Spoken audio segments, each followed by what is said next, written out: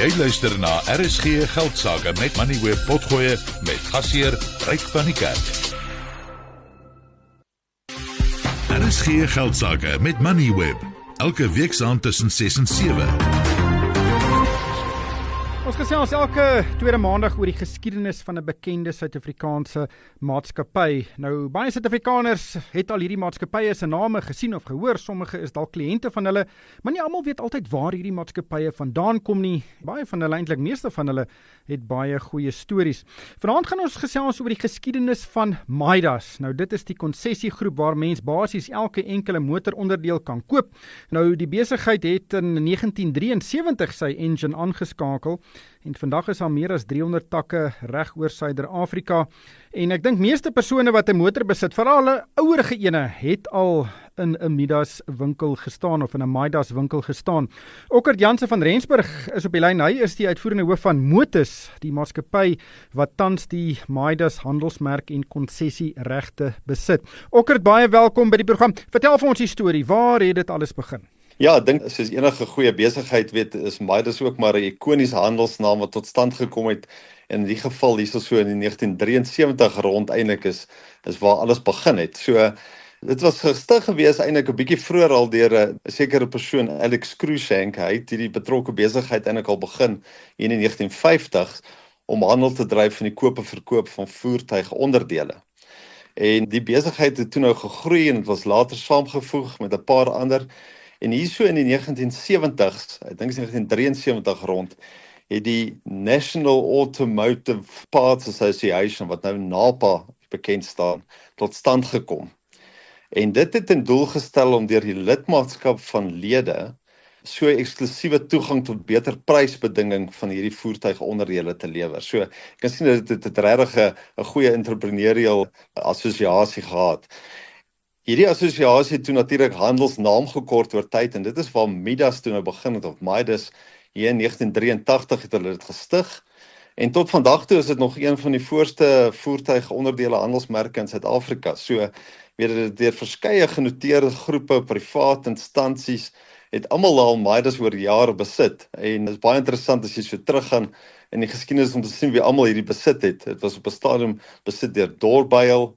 Ek dink baie mense sal nog die naam kan onthou van die verlede. McCarthy's het dit besit, General Motors en selfs op 'n stadium met Jomo Sono 'n gedeelte van hierdie netwerk besit. Ja, die sokkerspeler. Die sokkerspeler, ja, 100%. So Motus, so hoe het ons nou betrokke geraak by hierdie, sê seker kan vra. So hierso in 2006 rond het die groter Imperial groep wat Motus op 'n stadium nou uit dit ontbondel, het hierdie Midas verkry so in 2006. En het dit toe eintlik basies saamgesit met 'n paar ander kleiner besighede. En toe Motus toe nou ontbondel het hierso in 2018, het ons natuurlik daai gedeelte as deel van die voertuig besigheid ook oorgeneem.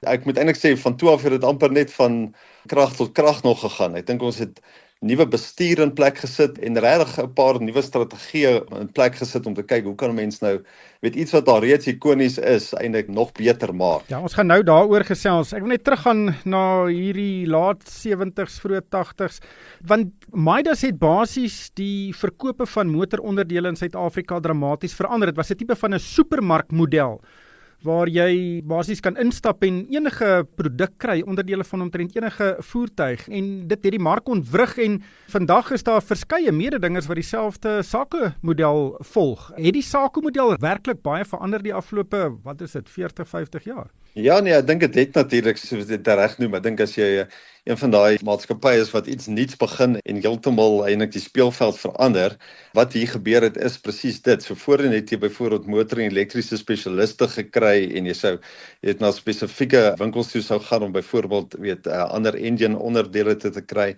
Maar ek dink die gedeeltes rondom, veral as jy dink rondom remskoene en so aan, was maar altyd iets gewees wat baie prysbedingend is, maar sodra jy in 'n supermark geleentheid kan aangaan waar jy al hierdie engine onderdele alles op een slag bymekaar kan bring, het jy natuurlik 'n hele nuwe konsep gehad en so het jy hierdie heeltemal 'n nuwe speelveld eintlik geskep. So ek dink soos hy gegroei het, aanvanklik was dit seker taamlik ikonies en een van die min met wat vir jou spesifiek daai geleenthede geskep het. Maar ek dink oor tyd het dit ook maar verander dat jy natuurlik jy kan al daai eerste beweging hê en jy kan die first time advantage hê vir so rukkie, maar dan is daar maar mense wat taamlik vinnig weer op jou spoor is en dis hoekom jy aanhoudend eintlik maar in so 'n besigheidsmodel moet verander en kyk maar wat is jou spesifieke kompeterende verskille en voordele wat jy aan 'n kliënt kan bied. En ek dink dis eintlik waar die verskil inkom. Maar jy kan daar instap en jy kan 'n petrolpomp koop vir enige model van Volkswagen, Mazda, Volvo en die voorraadbestuur moet ongelooflik wees. So waar word hierdie onderdele aangekoop en hoe maak julle seker julle het basies die onderdele van elke model voertuig wat daar is? Ja, so 'n groot gedeelte hierin is natuurlik die tegnologie agter die skerms en dit het te doen met hoe jy elkeen van hierdie VIN numbers wat jy natuurlik op jou venster gewoonlik sou sien, kan insit in 'n stelsel. Hierdie stelsel is gekoppel om al die onderdele vir daai spesifieke model te kan naspeur en jy moet natuurlik heeltyd dit byvoeg, soos jy kan dink soos ons deesdae heelwat nuwe modelle op die paaie sien, het jy al die ou modelle, maar jy het ook 'n klomp nuwe modelle en so dis programmatuur wat jy die heeltyd aan moet byvoeg en seker maak dat 'n database eintlik in stand gehou word. So jou hele katalogus is amper een van jou steunpilare vir so heeltemal model. Die tweede gedeelte is waar hierdie parte vandaan kom. So aanvanklik, ek dink voertuie was natuurlik in Suid-Afrika het ons ook groot vervaardigingsaanlegte gehad en so aan. Maar jy moet eintlik gaan kyk waar word hierdie komponente eintlik vervaardig. En Suid-Afrika het ons bietjie daarvan gehad. Maar aanvanklik was dit maar eintlik Europa wat heelwat van hierdie komponente vervaardig het. En natuurlik soos die meeste ander gedeeltes in wat ons maar sien oor gebruiksitems oor tyd, maar ook na die ooste toe verskuif. So huidigelik is die groot mark wat die vervaardiging van motoronderdele betref is eintlik maar China en Taiwan. En tot 'n kleiner mate ook nog Turkye. Jy kry nog steeds van Europa en so aan ook, maar dit is maar waar jy groot markte huidigelik sit. Nou, Midas is nou deel van Motus en julle het groot planne vir hierdie groep. So waarheen gaan Midas in die toekoms? So ek dink as jy so kyk waar ons nou tans met dit staan, so ons het gebruik die handelsnaam hierso tot 'n kleiner mate ook in ander gedeeltes van Suider-Afrika. Maar ons het ook ander handelsname geskep in ander afsetgebiede soos byvoorbeeld die Verenigde Koninkryk wat ons het onder ander name gebruik met die naam MPD en so aan. Wat ons ook eintlik 'n soortgelyke besigheid het en nie al die luisteraars sal ook weet nie, maar ons besigheid wat ons in die Verenigde Koninkryk het is seker omtrent so 4 keer groter as die een in Suid-Afrika. So 'n reuse besigheid wat ons oor die tyd ook daar opgebou het. In Suid-Afrika is daar tans so 500 handelstakke wat bedien word uit 10 groot handelverspreidingspunte. En net om 'n idee te gee van weet die omvang hiervan, jy het omtrent 135.000 unieke onderdele wat deur hierdie netwerk versprei moet word. En daar's omtrent so 3.500 afleweringspunte per dag. So jy kan dink dat 'n groot masjien hierdie is wat moet draai. Nou die een manier hoe jy beter toegang vir jou kliënte kan gee vir beter beprysing is om eintlik te kyk na jou vertikale integrasie en waar kom hierdie produkte vandaan. So ons het terugwaarts geïnvesteer tot by die oorsprong van hierdie vervaardiging van die produkreekse wat ons nou hier in Suid-Afrika versprei.